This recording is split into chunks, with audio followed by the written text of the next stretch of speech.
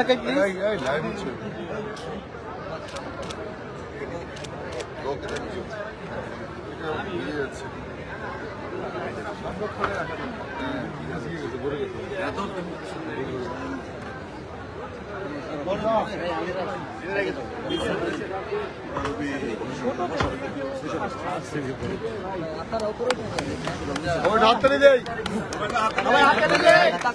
হাত পাঞ্জা খেলায় বিজয়ী হয়েছেন পৌর স্বেচ্ছাসেবক দলের যুগ্ম আহ্বায়ক ইয়াস মোহাম্মদ শুভ।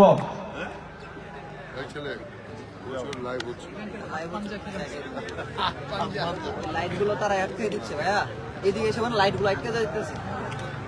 হ্যাঁ হ্যাঁ থাক, হ্যাঁ এই যে এখন আলো ঠিক আছে, ঠিক আছে ছবি নাও।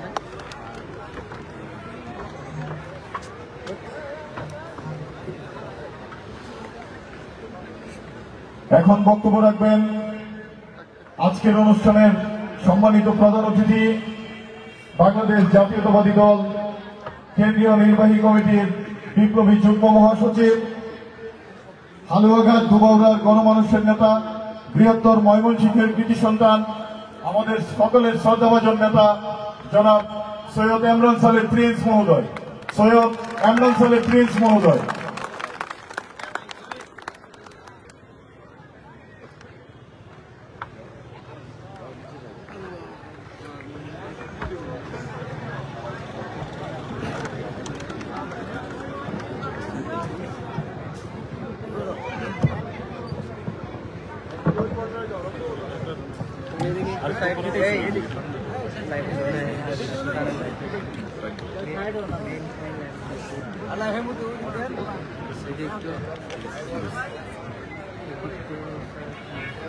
বিসমিল্লাহির রহমানির রহিম।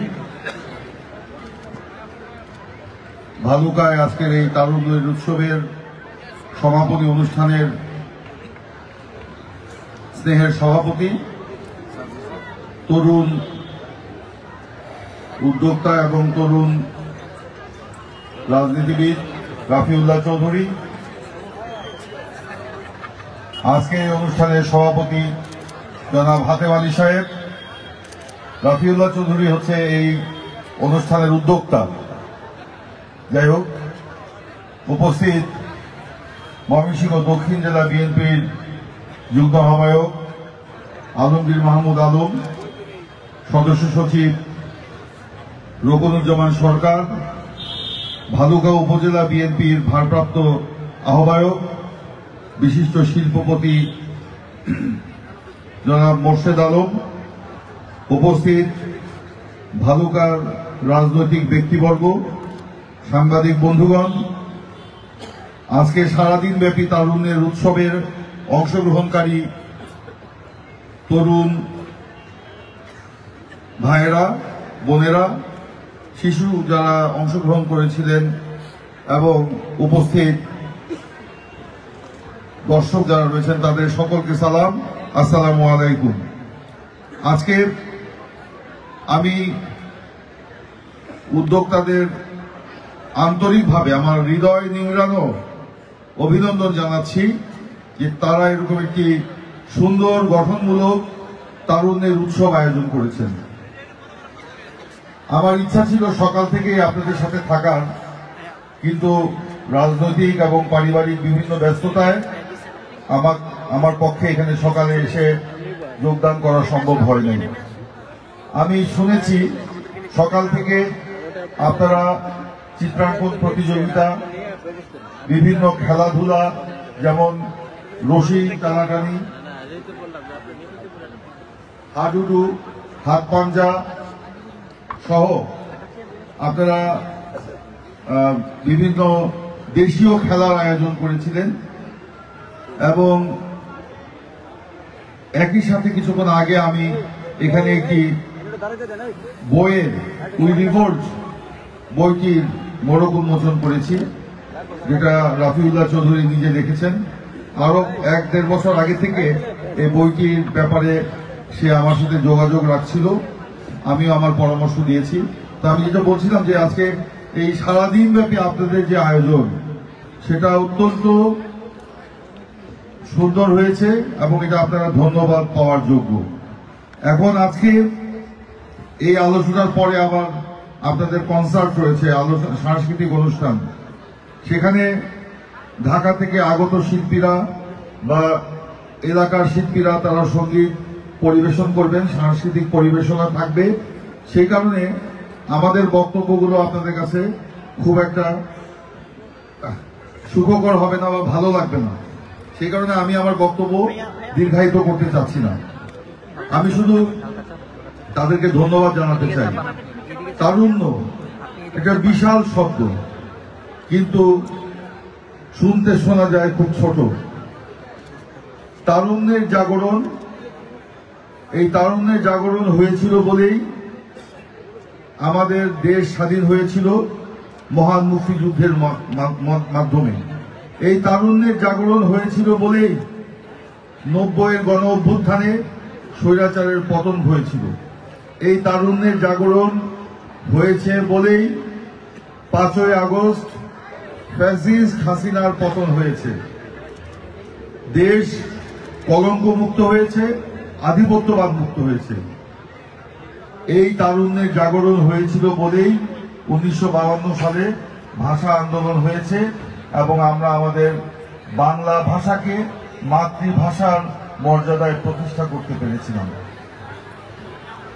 সেই কারণেই তারুণ্য হচ্ছে আমাদের সকল অর্জনের পেছনে একটি বড় শক্তি। সেই তারুণ্যের উৎসব আজকে আপনারা এখানে করেছেন আপনাদের পরিসরে, এবং সেখানে আমি আগেই বলেছি যে দেশীয় খেলাধুলার আপনারা ব্যবস্থা রেখেছিলেন, এখন সাংস্কৃতিক অনুষ্ঠানের আয়োজন করেছেন। এই তারুণ্য যদি না থাকে আমরা আমাদের দেশকে এগিয়ে নিতে পারবো না। আমাদের নেতা, মহান স্বাধীনতার ঘোষক শহীদ প্রেসিডেন্ট জিয়াউর রহমান বীর উত্তম, তিনি 1975 পরবর্তীকালে দেশ শাসনের যখন দায়িত্ব পেয়েছিলেন, তিনি সেই তারুণ্যকে জাগিয়ে তুলেছিলেন, তারুণ্যের জাগরণ সৃষ্টি করেছিলেন। তিনি বলতেন এবং বিশ্বাস করতেন এই তারুণ্যকে যদি আমরা না জাগাতে পারি তাহলে আমার দেশ এগোবে না। সে কারণে তিনি সেই সময়ে প্রায় 1 কোটি তরুণ ছিল, সেই 1 কোটি তরুণের 2 কোটি হাতকে তিনি কাজে লাগানোর চেষ্টা করেছেন এবং তাদেরকে সামাজিক অবক্ষয়ের কবল থেকে তুলে এনেছিলেন এবং হাটে মাঠে ঘাটে তারুণ্যের জাগরণ সৃষ্টি করেছিলেন একটি মতবাদের মধ্যে দিয়ে। সেই মতবাদ হচ্ছে বাংলাদেশী জাতীয়তাবাদ। যে বাংলাদেশী জাতীয়তাবাদে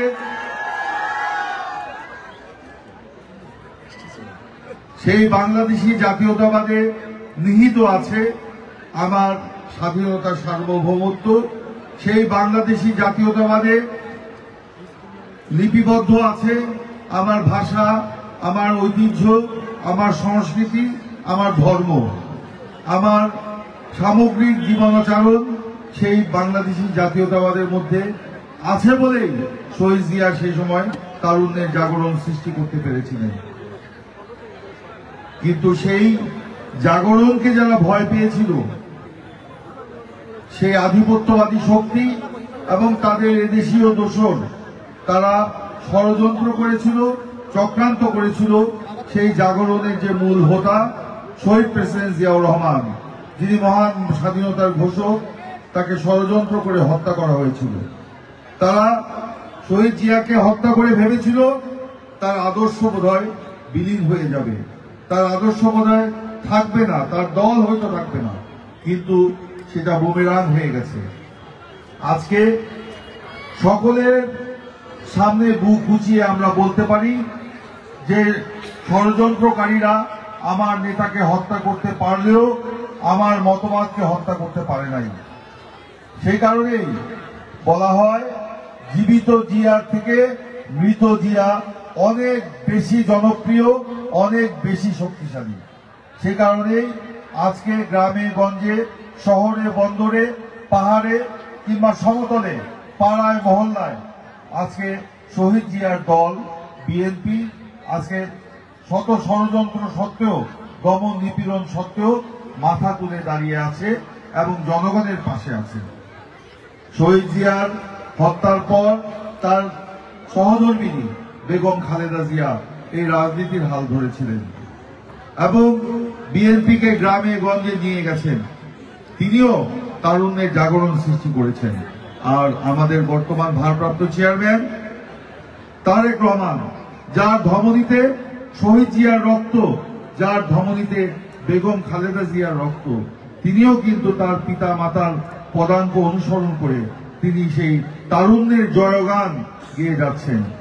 আপনারা দেখেছেন তার প্রতিটি কর্মসূচিতে তারুণ্যের যে উপস্থিতি, তারুণ্য নির্ভর যে কর্মসূচি, সে কারণে আজকে সেই কর্মসূচিগুলো জনগণ দ্বারা সমাদৃত হয়েছে।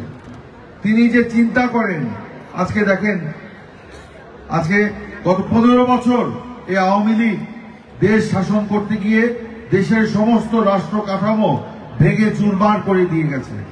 সেই কারণে আজকে ফ্যাসিস্ট হাসিনার পতন এবং পলায়নের পর যখন নতুন বাংলাদেশ গড়ার প্রত্যয় নিয়ে আমরা এগিয়ে যাচ্ছি, যখন একটি গণতান্ত্রিক রূপান্তরের দিকে আমরা এগিয়ে যাচ্ছি, তখন এই রাষ্ট্র কাঠামো মেরামতের প্রয়োজনীয়তা কিন্তু আমরা সবাই উপলব্ধি করছি।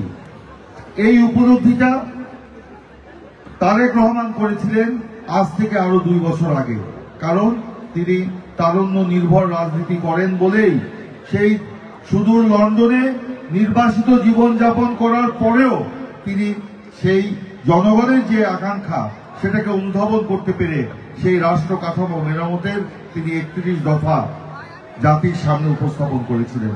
যে 31 দফা আজকে দল মত নির্বিশেষে সকলের কণ্ঠে ধ্বনিত হচ্ছে, সকলের প্রাণের প্রস্তাবনা হিসাবে সেটা জাতির সামনে উপস্থাপিত হচ্ছে। শুধু বিএনপি নয়, যারা বিএনপি করেন না তারাও কিন্তু ঘুরিয়ে ফিরিয়ে আজকে তারেক রহমানের সেই সংস্কার প্রস্তাব 31 দফা বিভিন্ন দফাগুলো উচ্চারণ করছেন। এটাই হচ্ছে তারেক রহমানের সফলতা। এই সফলতার পিছনে তার সবচেয়ে বড় যে শক্তি, এটা হচ্ছে তরুণ শক্তি। সেই তিনি নিজেও তারুণ্য নির্ভর রাজনীতি করেন, তারুণ্যের মানসিকতা তিনি নিজে ধারণ করেন। সে কারণেই তিনি 31 দফা দিতে পেরেছিলেন, সাহসী 31 দফা। যেই 31 দফার মধ্যে বলা আছে একজন ব্যক্তি পরপর 2 বার রাষ্ট্রপ্রধান কিংবা সরকার প্রধান হতে পারে না। আপনারা দেখেন এর বক্তব্যের মধ্যে কিন্তু অনেক বড় একটি বক্তব্য আছে। এখানে আমরা ধরে নিলাম আগামী নির্বাচনে বিএনপি যদি জয়ী হয়, হয়তো বা তারেক রহমান প্রধানমন্ত্রী হবেন, কিন্তু তিনি প্রধানমন্ত্রী হওয়ার আগেই তিনি নির্ধারণ করে দিলেন তার সময়সীমা, অর্থাৎ 5 বছরের পর 5 বছর, 10 বছর পরে কিন্তু তিনি আর প্রধানমন্ত্রী থাকতে পারবেন না। এটা একটা সাহসী পদক্ষেপ। তিনি নিজের সময়সীমাকেই ফুল স্টপ করে দিলেন 10 বছর পরে। এটা হলো জনগণের, এই জন্যই জনগণ তারেক রহমানের সেই 31 দফা সেটা তারা নিজেদের প্রস্তাবনা হিসাবে আজকে গ্রহণ করেছে। তারেক রহমান বলেছেন এই যে 5ই আগস্টের ছাত্র গণবিপ্লবের মধ্য দিয়ে যে পরিবর্তন এসেছে, সেই পরিবর্তন শুধুমাত্র ক্ষমতার হাত বদল যেন না হয়, এই পরিবর্তনকে তিনি রাজনীতির পরিবর্তন এবং রাষ্ট্রের পরিবর্তন হিসাবে নিয়ে যেতে চান। সেই কারণেই তিনি 31 দফা দিয়েছেন। সেই জন্য তিনি বলেছেন আমাদের রাজনৈতিক নেতাকর্মী যারা রয়েছি, বিশেষ করে বিএনপি যারা নেতাকর্মী রয়েছি, তাদের সকলের মন মানসিকতার পরিবর্তন ঘটাতে হবে, মানুষের আকাঙ্ক্ষাকে বুকে ধারণ করতে হবে এবং মানুষের চিন্তা ভাবনাকে মাথায় রাখতে হবে। তাহলেই এই পরিবর্তনের সাথে আমি নিজেকে খাপ খাওয়াতে পারবো, মানুষের আকাঙ্ক্ষাকে বুকে ধারণ করতে পারবো এবং আমরা একটি বৈষম্যবিহীন একটি রাষ্ট্র গঠন করতে পারবো, যেটা এই ছাত্র গণ বিপ্লবে জনগণের যে চেতনা ছিল, ছাত্র সমাজের, যুব সমাজের যে চেতনা বা আকাঙ্ক্ষা ছিল, সেটাকে তিনি বাস্তবায়ন করতে চাচ্ছেন। সেই জন্য আজকে আমাদেরকে এই যে তরুণ সমাজ, আমরা বলেছি যে তারেক রহমান নিজেও বিশ্বাস করেন এই যে আগামী দিনের যে সাম্য এবং মানবিক রাষ্ট্র গঠনের যে পরিকল্পনা আমাদের রয়েছে, সেই সাম্য এবং মানবিক রাষ্ট্র গঠনের মূল হাতিয়ার হিসাবে তিনি তারুণ্যকে বেছে নিয়েছেন। আজকে বাংলাদেশের প্রায় 64% মানুষ তারুণ্য নির্ভর, এবং সেই তারুণ্য নির্ভর জনগোষ্ঠীকে তিনি ব্যবহার করে এই দেশের উন্নয়ন ঘটাতে চান, দেশের উন্নতি ঘটাতে চান। সেই জন্যই তিনি বলেছেন জনগণের সাথে থাকুন, জনগণকে সঙ্গে রাখুন। তার মানে বিএনপিকে তিনি বলেছেন জনগণের সাথে সম্পৃক্ত হওয়ার জন্য, জনগণকে সাথে রাখার জন্য। আজকে আওয়ামী লীগ গত 15 বছর লুটপাট করেছে, দুর্নীতি করেছে, ফ্যাসিজম কায়েম করেছে, দমন করেছে, নিপীড়ন করেছে। এসব করে আওয়ামী লীগ নিজেই কিন্তু কবরে ঢুকে গেছে। আওয়ামী রাজনীতির কবর রচিত হয়েছে। সেই পুরনো দিনের ধ্যান ধারণার রাজনীতি তারেক রহমান আমাদেরকে পরিত্যাগ করতে বলেছেন। আমাদের সেই আওয়ামী লীগের যে অপরাজনীতি, সেই অপরাজনীতির কিছুটা সংক্রমিত আমাদের কিছু নেতাকর্মী হয়তো হয়েছিল, কিন্তু তারেক রহমানের কঠিন হস্তক্ষেপের ফলে সেখান থেকে তারেক রহমান দলকে সামনে নিয়ে এসেছেন এবং দলকে স্বচ্ছতার মধ্য দিয়ে সামনে এগিয়ে নিয়ে যাওয়ার চেষ্টা করছেন। আসুন আমরা সকলে তারেক রহমানের হাতকে শক্তিশালী করি এবং তার যে তারুণ্য নির্ভর রাজনীতি, সেই রাজনীতিকে আমরা গ্রামে গঞ্জে সব জায়গায় ছড়িয়ে দিই। তাহলেই তারুণ্যের জয়গান আমরা গাইতে পারবো, তারুণ্যের জাগরণ সৃষ্টি করতে পারবো এবং সে আমাদের স্বপ্নের সাম্য এবং মানবিক রাষ্ট্র আমরা গড়তে পারবো, যে রাষ্ট্রের আকাঙ্ক্ষা নিয়ে এই ছাত্র গণবিপ্লব হয়েছে এবং জনগণের বিজয় সূচিত হয়েছে। বন্ধুগণ, আমি বক্তব্য আর দীর্ঘায়িত করব না। আমি শুধু বলতে চাই, এই তারুণ্যের উৎসব ভালুকায় যখন অনুষ্ঠিত হচ্ছে, এমন এক সময় অনুষ্ঠিত হচ্ছে যখন সমগ্র বাংলাদেশ এক গভীর ষড়যন্ত্রের কবলে নিপতিত। এই ছাত্র গণবিপ্লবকে যারা মেনে নিতে পারে নাই, সেই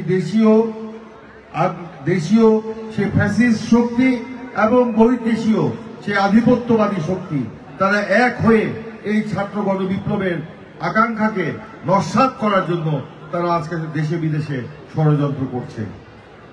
তারা বাংলাদেশের বিরুদ্ধে অবস্থান নিয়েছে। আমাদের পার্শ্ববর্তী দেশ ভারত, আমরা ভারতের সাথে শত্রুতা নয়, বন্ধুত্ব চাই, কিন্তু বন্ধুত্ব মানে দাসত্ব নয়, বন্ধুত্ব মানে প্রভুত্ব নয়, বন্ধুত্ব মানে আধিপত্য নয়। আজকে বাংলাদেশের মানুষ প্রতিবেশী ভারতকে প্রতিবেশী হিসাবে দেখতে চায়, প্রভু হিসাবে নয়।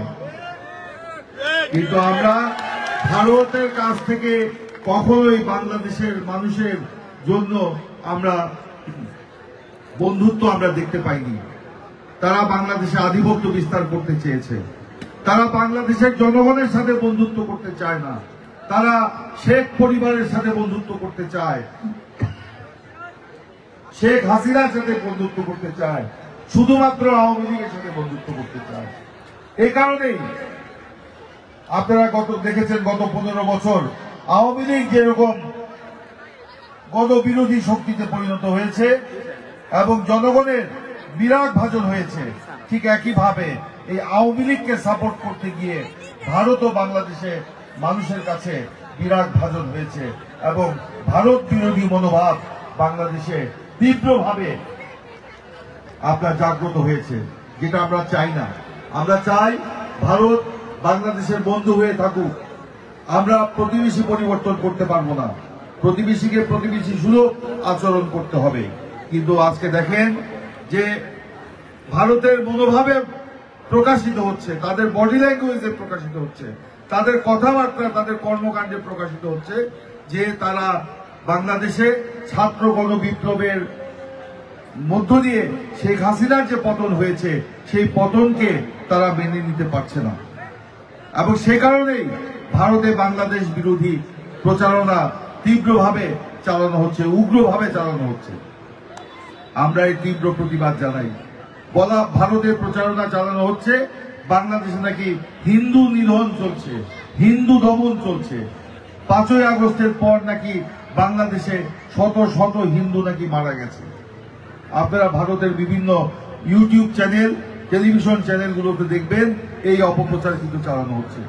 আজকে ভালুকায় এই জনগণকে সাক্ষী রেখে আমি জিজ্ঞাসা করতে চাই, আপনাদের ভালুকা থেকে হিন্দু দমন, হিন্দু নিধন কিংবা হিন্দু হত্যা হয়েছে গত 5ই আগস্টের পর? হয় নাই, সারা বাংলাদেশে কোথাও হয় নাই। বরঞ্চ বিবিসি, একটি আন্তর্জাতিক গণমাধ্যম, তারা বলেছে গত